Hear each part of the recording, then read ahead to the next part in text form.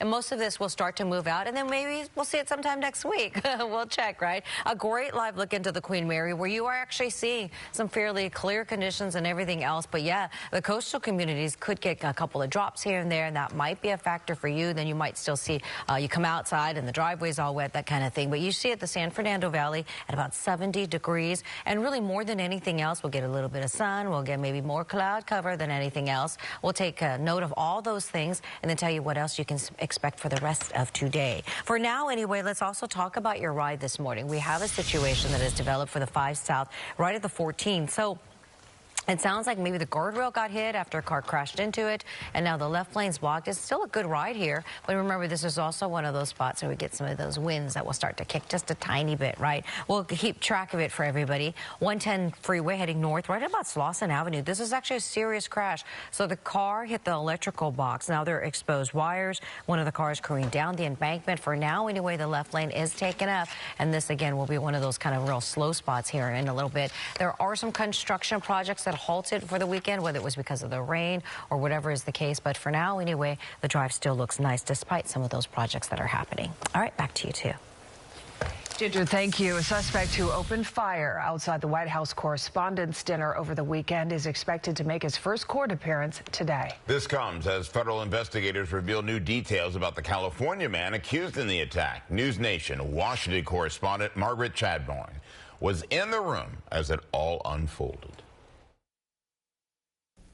President Trump described the suspect as sick, troubled, and previously expressed anti-Christian views. At the same time, he is praising the Secret Service for quickly apprehending the gunman and rushing him, the First Lady, and his cabinet quickly to safety. And they said, please go down on the floor.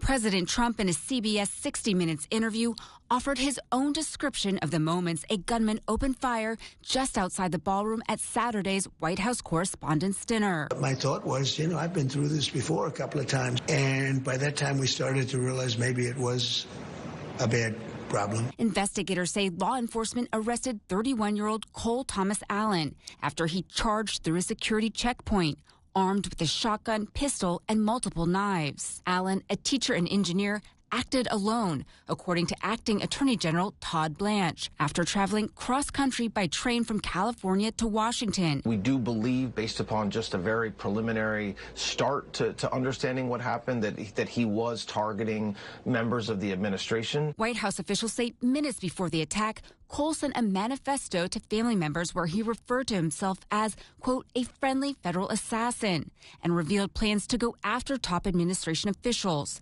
including possibly the president himself. You had the president, vice president, head of FBI, and all dignitaries. How was he able to get there? Now questions are being raised about the level of security at the annual dinner, as the shooting marks the third attempt on the president's life since 2024. Violence is never the answer, whether it's targeted at the right, the left, or the center. Briefings now expected on Capitol Hill to review security protocol. Allen will make his first court appearance later today in Washington. He's scheduled for an arraignment and is expected to face multiple criminal charges. The president is pushing to reschedule the dinner in the coming weeks, but at this point that could be logistically hard to do, and the White House Correspondents Association hasn't made any firm plans to do so. Reporting in Washington, Margaret Chadbourne, back to you. Breaking news, police investigating a burglary at a home in Panorama City. It happened late last night. It is just the latest home break-in in the area. KTLADT Aaron Myers live in Panorama City with the details. Aaron, good morning.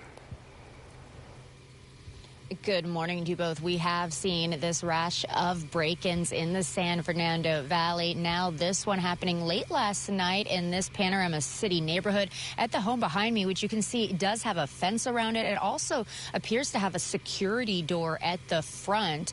But let's go ahead and get into some video from overnight. You can see police here at the home, investigators dusting for fingerprints, and a family with at least 2 children was also seen on the property. What we know so far is this happened around 11:30 last night at the home located on the 9500 block of Cedros Avenue. The LAPD tells us this was a hot prowl incident, meaning people were inside the house at the time. It's believed 2 male suspects broke in and yelled commands at the residents, though authorities say they did not make physical contact with them. It said the thieves got away with jewelry, jewelry, purses, and a cell phone. This latest incident comes after a series of break-ins in the San Fernando Valley. One on Friday night in Lake Balboa, where the home was ransacked and property taken.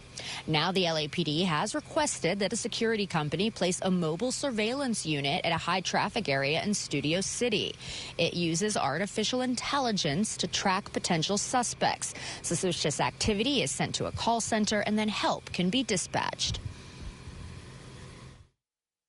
We have provided information, footage, license plates to LAPD that have actively assisted in their investigations and in some cases led to arrests. The LAPD has also added extra patrols, detectives, and specialty units to Valley areas. Anyone who may have any information about any of these recent break-ins is encouraged to contact the LAPD. Reporting live here in Panorama City, I'm Erin Myers. I'll send it back to you both in the studio. All right, Aaron, thank you. All evacuation warnings and road closures have been lifted for the Carbon fire in Orange County. The roughly 200-acre fire near Carbon Canyon in unincorporated Brea is 70% contained as of now. Now, the fire broke out Saturday afternoon and then spread quickly through dry brush before crews stopped its forward spread. No injuries or structural damages have been reported. All right, it is 4:08. Ginger doing both traffic and weather today. You know, it's interesting, too, because Stagecoach had a real issue, right, with the winds. Yes. They had to evacuate They leave early. A lot of folks, yeah, I would say, I mean, I don't know what time some of the shows go on. We know Coachella, some went on very late, but like by 8:30 even, which would probably be closer to the start of the actual, you know, event. The good acts. The good acts. The slightly better acts than the others. The ones you wait for. Yeah, the ones headliners. that right, there you go. And so we're expecting winds, but I mean, that was pretty strong. I don't think anybody was expecting an evacuation, so it's difficult.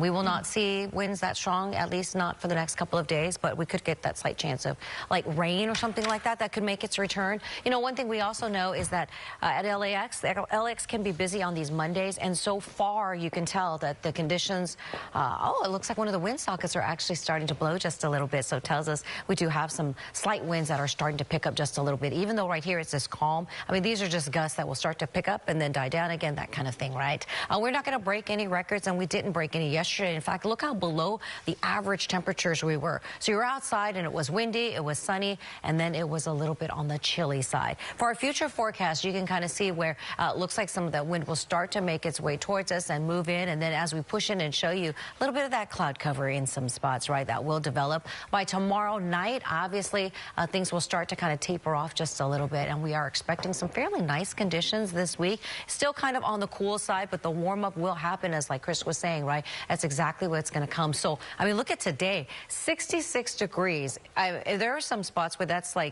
our high temperature for today. Later on, we'll start to see where that could be closer to the low temperatures. But for now, anyway, yes, so we do have that area of low pressure that remains over us with a chance of maybe some, you know, winds that will start to kick up in some spots for today, and then maybe even some light rain in some spots. It looked like more so for the coastal communities, but maybe even inland, like in Highland and some of those high desert communities could get some of it as well. And then you can see the return of high pressure, right? And we'll talk more about that 7-day forecast. We'll look at what you can expect too for the rest of the region of the country. For now, anyway, let's talk about your ride. So we're going to take you back to some of the things we discussed as well. This is a great look at that 91 right here at Green River Road.